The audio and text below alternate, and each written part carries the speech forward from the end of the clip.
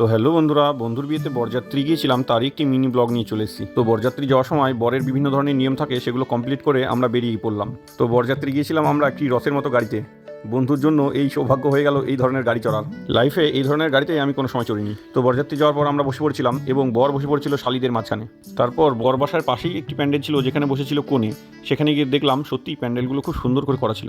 তারপর আমরা বন্ধুরা সবাই মিলে কনে পক্ষের সাথে ছবি তোলাতুলি করতে লেগে গেলাম। সব থেকে বেশি মজা করছিল সোহানি তো বন্ধু হয়ে গেছিল। এরপর বরযাত্রীর টিফিন খেয়ে আমরা চলে গেছিলাম স্টলের দিকে। অনেকগুলো স্টল ছিল, তাই একটার পর একটা স্টলে আমরা খেয়ে যাচ্ছিলাম। প্রথমে আমরা ওখানে গিয়ে খেয়ে নিয়েছিলাম শিক্ষিত আলু।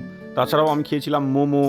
বিভিন্ন ধরনের খাবার ছিল, সব খাবারের ভিডিও করা হয়নি। যেহেতু আমরা সবকটা বন্ধু একসাথে ছিলাম তাই খুব মজা হচ্ছিল। সোহানি তো শুধু মকটেল আর আইসক্রিম খাওয়ার দিকে খুব ঝোঁক দিচ্ছিল। তারপর দেখলাম একটা স্টলে চা দিচ্ছে, তাই চাটা খেয়ে নিলাম। সত্যি চাটা খুব সুন্দরও ছিল। বিভিন্ন ধরনের খাবার খাওয়ার পর আমরা চলে গেলাম মেন কোর্সের দিকে। গিয়ে দেখলাম প্যান্ডেলে খুব ভিড়, তাই ওখানেই দাঁড়িয়ে একটু ওয়েট করতে লেগে গেলাম। ওখানে ওয়েট না করলে সিট পেতে অনেক লেট হয়ে যেত। কয়েকটা সুরজিতের শালি থাকায়, মানে বন্ধুর শালি থাকায় খুব তাড়াতাড়ি সিট পেয়ে গেলাম। খেতে বসেই প্রথম মেনুটা তোমাদের দেখিয়ে নিচ্ছি বন্ধুরা। এরপর খাবার দিয়েছিল কাঁসার থালাতে, যেটা আমার খুব ভালো লাগলো। তো বন্ধুরা, ভিডিও অনেক বড় হয়ে যাচ্ছে।